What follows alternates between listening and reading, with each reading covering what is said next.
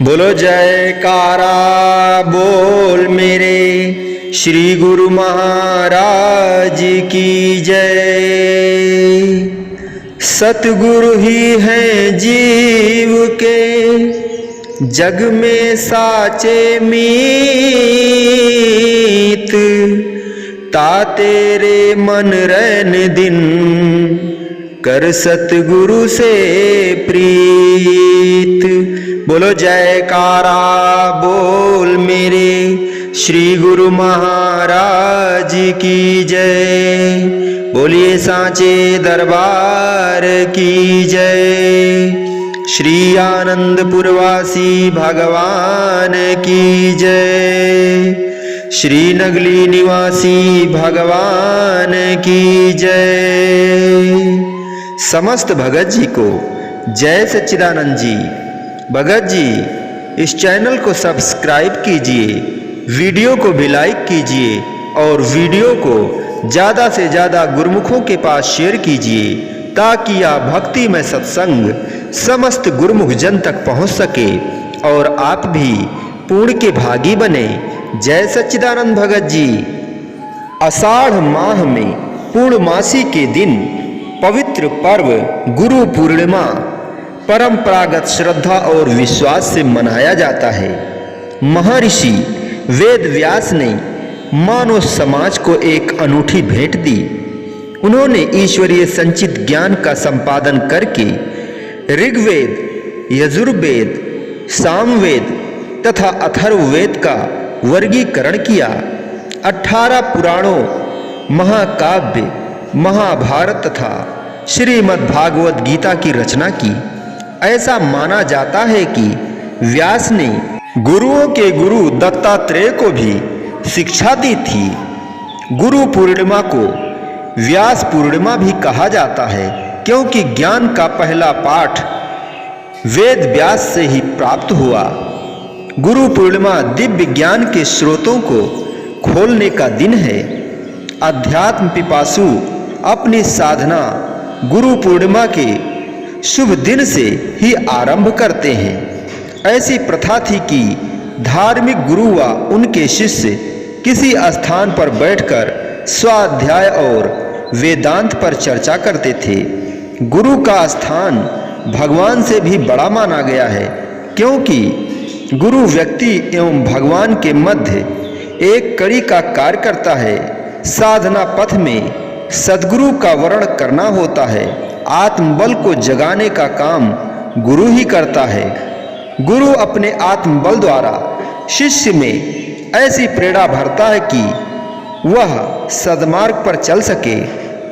जीवन के अवरोधों और विघ्नों के निवारण में गुरु का असाधारण योगदान होता है।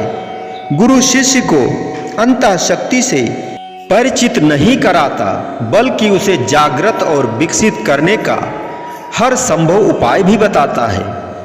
कोई आध्यात्मिक जीवन का इच्छुक कितना ही जाग ज्वलयमान क्यों न हो, वह बिना गुरु के अपने प्रयत्नों से जीवन की ऊंचाइयां नहीं प्राप्त कर सकता। उसे गुरु के पथ प्रदर्शन की आवश्यकता पड़ती ही है। आध्यात्म साधना के क्षेत्र में प्रगति करने के लिए प्रत्यक्ष गुरु का सहयोग बहुत आवश्यक है। मौलिक क्षमता प्रतिभा का अपना महत्व तो है, पर वो उपयुक्त परिस्थितियां पाकर ही उभरती हैं।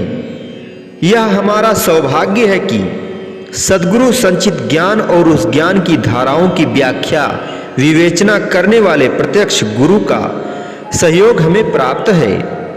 इस सहयोग को पाकर ना जाने कितने व्यक्ति भौतिक और आध्यात्मिक क्षेत्र में बहुत आगे निकल गए हैं।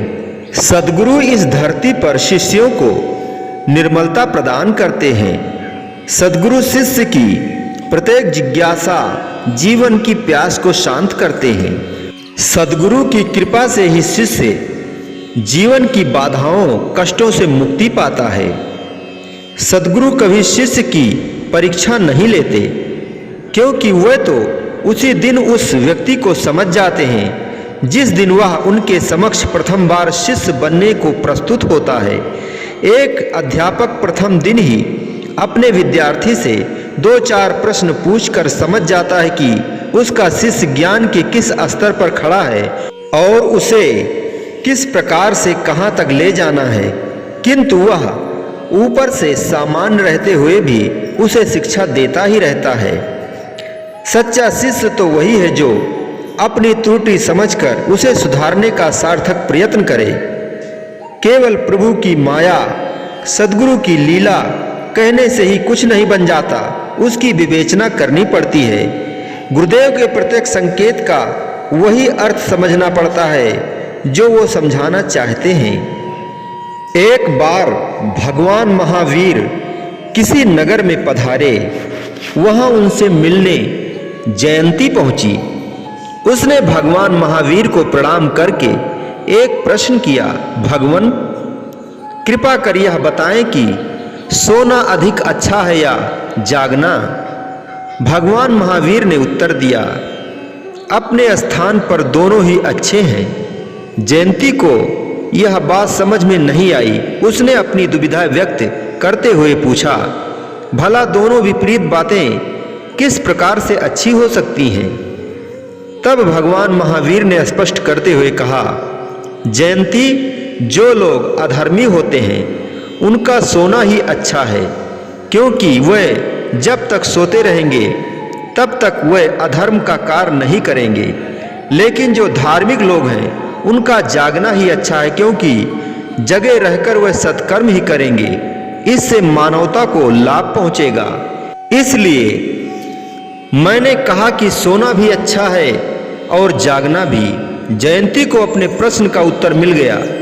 यही कार्य सद्गुरु करते हैं, प्रश्नों में उलझे शिष्य को सही मार्गदर्शन देते हैं। गुरु संसार का वह नियामक है जो सृष्टि के आदि से लेकर अंत तक समाहित है। भारतीय परंपरा में गुरु की महत्ता अक्षुण्ण बनी हुई है। यह एक ऐसा तत्व है जो ब्रह्मा सृष्टि के रचयिता, विष्णु सृष्टि के पालनहार तथा महेश सृष्टि के संहारक तीनों में ही समाहित है। गुरुदेव के राज्य में प्रेम का ही आधिपत्य होता है। वहाँ समर्पण की भूमि है। उस भक्ति की नगरी में श्रद्धा के सिपाही हैं और निष्ठा के नागरिकों का अधिवास है। उस ज्ञान की वीथी में मृत्यु का तो निश्चय ही मरण होता है तथा काम राम बनकर प्रकट होता है। वहाँ न तो सूर्य ही विद्यमान है और न ही चंद्रमा। वहाँ तो केवल श्री सद्गुरुदेव की ज्योति का प्रकाश प्रसारित है। गुरुदेव ही अनंत ज्योति के स्वरूप हैं, अमरता के आकाश हैं। उनके स्मरण मात्र से ही दैविक और भौतिक कष्टों का नाश हो जाता है। वह शक्ति स्वरूप अव्यय, नित्य, सनातन और परम पावन हैं। जैसे ज्ञान के अभाव में मोक्ष प्राप्त नहीं हो सकता, उसी प्रकार सद्गुरु से संबंध हुए बिना ज्ञान की प्राप्ति नहीं हो सकती। सद्गुरु ही संसार के पापों का उद्धार करने वाले हैं।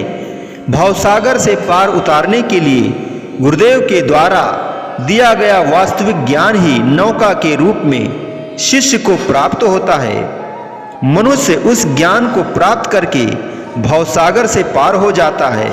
फिर उसे नौका और नाविक दोनों की ही अपेक्षा नहीं होती। जो परम तत्व का बोध कराने वाले हैं, जिनके जीवन में आने से अंधकार, कष्ट, विषाद और भ्रम समाप्त हो जाते हैं और हृदय में परमानंद का वास हो जाता है, और जो हर समय ही यही कहते हैं, ओम पूर्णमदः पूर्णमिदं पूर्णात् पूर्णमुदच्यते पूर्णस्य पूर्णमदाय पूर्णमेवावशिष्यते। बोलो जयकारा बोल मेरे श्री गुरु महाराज की जय। बोलिए सांचे दरबार की जय। श्री आनंदपुरवासी भगवान की जय। श्री नगली निवासी भगवान की जय। समस्त भगत जी को जय सच्चिदानंद जी।